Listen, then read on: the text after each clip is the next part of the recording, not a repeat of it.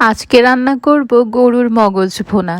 তো এখানে নিয়ে নিলাম বড় সাইজের একটা গরুর মগজ। সেটাকে খুব ভালোভাবে ধুয়ে পরিষ্কার করে নিয়ে চুলায় বসিয়ে দেবো। একটা হাঁড়িতে একটু জাল করে শক্ত করে নেব, তাহলে এইটা পরিষ্কার করতে সুবিধা হবে। আপনারাও কিন্তু এইভাবে ট্রাই করবেন। এইভাবে করলে ময়লাটা খুব দ্রুত সহজেই পরিষ্কার হয়ে যায়।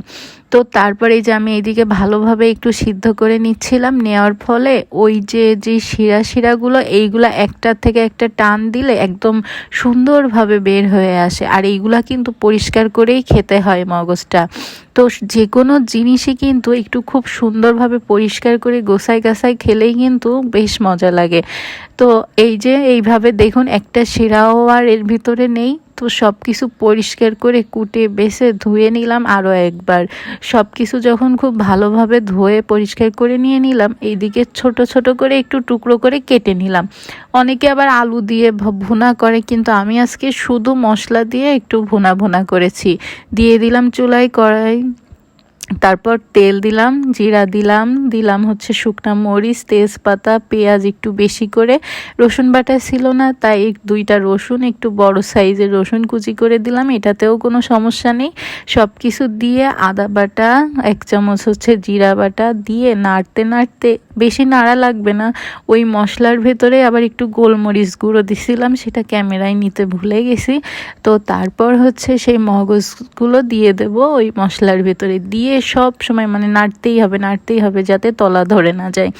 এইভাবে নাড়তে নাড়তে একটা পর্যায়ে হলুদ দিয়ে দেব, তারপর দিয়ে দেব পরিমাণ মতো লবণ, ঝালের গুঁড়া, সব কিছু দিয়ে খুব ভালোভাবে নাড়তে হবে।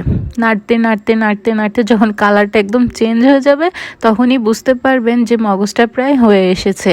তো ক্যামেরা অন করি যখন জোরে জাল জ্বলে, তখন হচ্ছে ঘোলা হয়ে যায়, ধোয়া ওঠে। তো যার জন্য এরকম মাঝে মাঝে হয়েছে আর কি। তো গরুর মগজ কিন্তু এইভাবে করে করে খেলে গরম ভাত দিয়ে কিন্তু বেশ মজা লাগে, অনেকটা ভাত খেতে পারবেন। আর এখন তো গরুর মগজ হচ্ছে দাম একটু বেশি বেড়ে গেছে। তারপরে আমাদের কাছে এই মগজ ভুনাটা কিন্তু অনেক মজা লাগে। এটা রুটি, পরোটা, যে কোনো খাবার দিয়েই কিন্তু চাইলে খেতে পারবেন। আর আমি খেয়েছিলাম আজকে গরম ভাত দিয়ে। হয়ে গেল আমার আজকের এই মগজ ভুনা। কেমন লেগেছে আপনাদের কাছে অবশ্যই কিন্তু জানাবেন।